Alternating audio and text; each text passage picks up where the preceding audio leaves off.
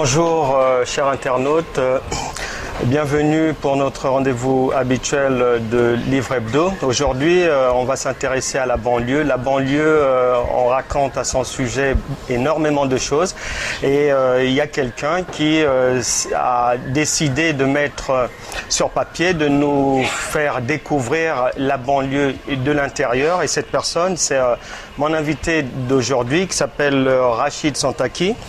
Il a écrit en 2011 « Les anges s'habillent en Caïra ». Ensuite, l'année d'après, il a écrit des chiffres et des litres avant de publier Flic ou Caïra. Et dernièrement, il a publié aux éditions du Seuil un ouvrage intitulé « Business dans la cité ». Rachid Santaki est un auteur, il réside dans le 9-3, comme on l'appelle couramment, c'est-à-dire en Seine-Saint-Denis. Et avec lui, nous allons parler de son œuvre et principalement de son dernier ouvrage « Business dans la cité ». Bonjour Rachid. Bonjour Franck. Merci d'être venu à nous pour nous parler de ton ouvrage « Business dans la cité ». Et « Business dans la cité », on a l'impression, en lisant ce livre, que le trafic de stupéfiants dans la cité, à ce jour, se passe à ciel ouvert. Est-ce simplement une impression ou une réalité ? D'abord, pour un peu recadrer l'idée, c'est dans la collection Raconter la vie, le but c'était de parler de l'entrepreneuriat. Donc ça c'est une première chose. Après, de parler des stupéfiants, c'était un choix parce que j'ai évolué dans le polar et je voulais continuer dans cette collection à amener la fiction. Et pourquoi les stupéfiants?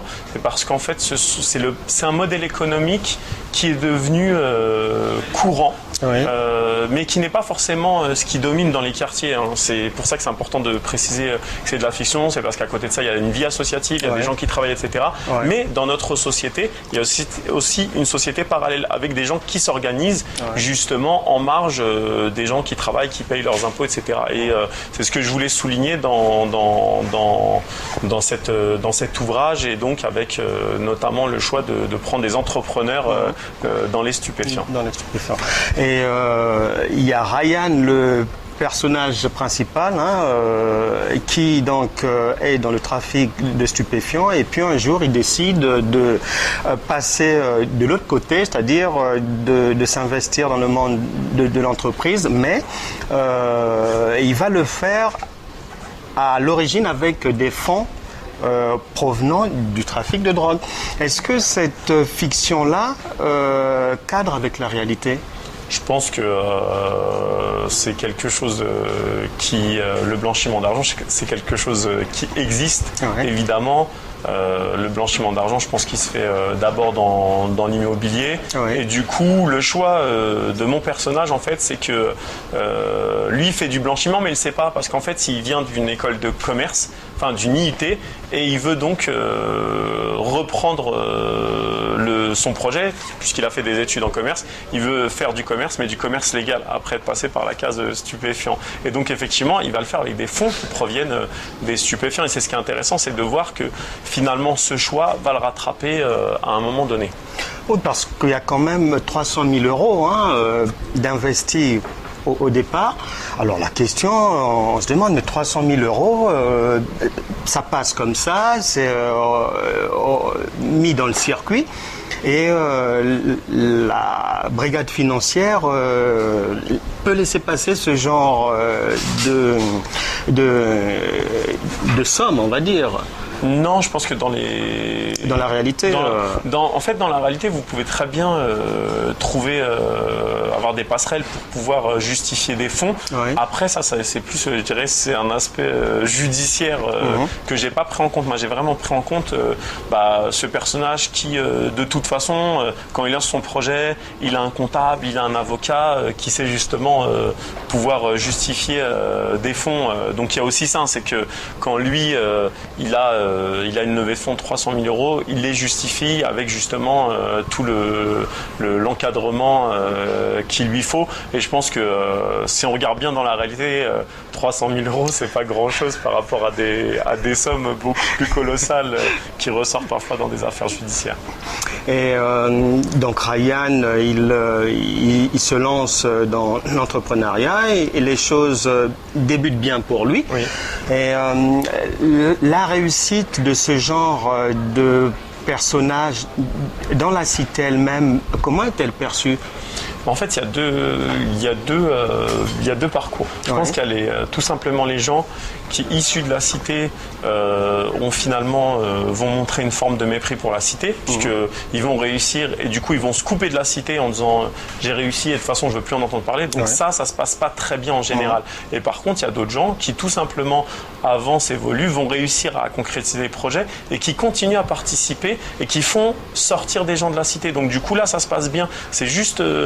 très souvent, j'avais un journaliste qui me posait la question, quand on réussit à concrétiser des projets, forcément on attise les problèmes. Et je disais non, si vous restez un acteur de votre territoire, au contraire, vous supportez les gens qui ont besoin d'aide, mais vous le faites naturellement. Vous n'êtes pas là forcément pour aussi le faire parce que vous avez aussi vos projets, mais tout simplement responsabiliser des gens, leur donner des outils, des clés. Et puis finalement, vous contribuez et vous êtes présent. Maintenant, c'est exactement ça. C'est est-ce que je réussis à porter des projets, à les concrétiser et je méprise les gens de mon milieu, ça veut dire que je leur tourne le dos, ou est-ce que je reste sur mon territoire et je continue à être un acteur? Et c'est, vous voyez, il y a une différence qui est assez importante et c'est ce qui parfois fait naître des envies, de la haine, un sentiment de mépris de la part des gens de ces territoires qui ont l'impression que finalement le territoire est aussi dévalorisé par les gens qui en viennent.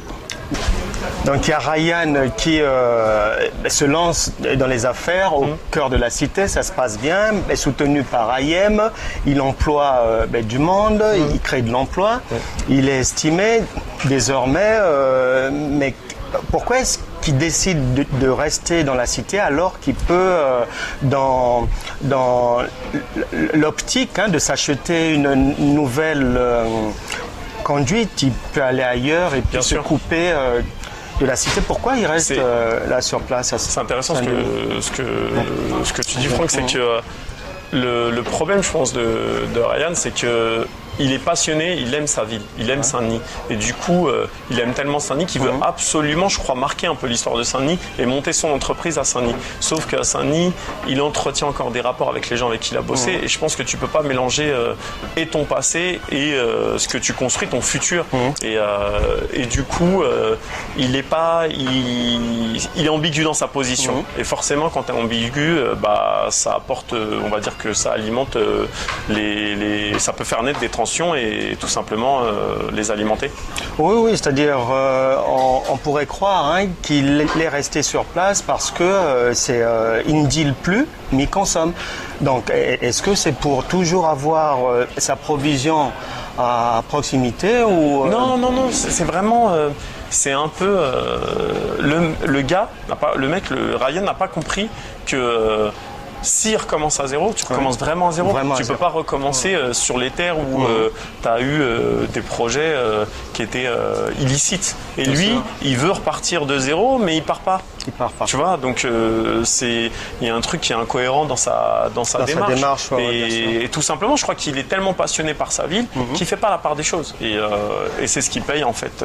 Il est amoureux de Saint-Denis, il reste sur place. Et puis, par la suite, on se rend compte dans le récit que les milieux politiques s'intéressent à la banlieue. Oui, complètement. À quelle fin?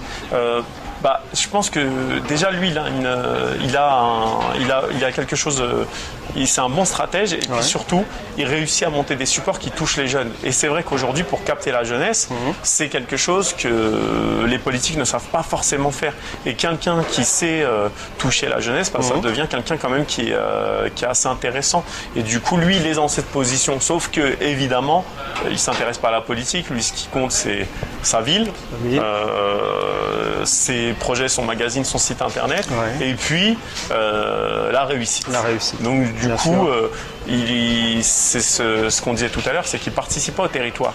Il ne participe pas réellement au territoire. C'est qu'il aime ce territoire, mais en fait, il aime ce territoire pour devenir une espèce en fait, de devenir une figure, mais pas une figure impliquée. Et du coup, c'est là où ça va lui poser des problèmes. Poser des problèmes. Et des jeunes comme Ryan, il y en a beaucoup dans la cité qui veulent passer de l'autre côté. T'as de tout, hein, mais t'as beaucoup de gens en fait, étant jeunes, qui grandissent sur un territoire, qui aiment leur territoire, et t'en as qui effectivement dès le début n'aiment pas leur territoire, donc ils bougent. Mais t'en as beaucoup aussi qui sont très attachés et qui peuvent même en bouger, mais revenir après. Donc les gens, c'est valable pour nous, hein, pour nous tous. Je veux dire qu'on soit en banlieue ou qu'on soit d'une région, que ce soit en France, ailleurs, on y est attaché et on a envie de peut-être à un moment d'y revenir, peut-être de construire des choses. Et ça, c'est vraiment aussi le côté... on a un rapport avec notre territoire qui est assez impressionnant. Alors, on va y grandir et peut-être au début, on ne veut pas. On va bouger et puis finalement, on revient très souvent dans la vie. Tu vois que c'est un cycle. Là où tu as commencé, bah, tu reviens parce que peut-être par nostalgie, tu reviens aussi parce que tu as besoin, il y a quelque chose. Donc, il y a un truc, il y a un rapport de... J'ai l'impression que le territoire, c'est un socle et c'est quelque chose qui compte beaucoup dans la vie de chaque individu.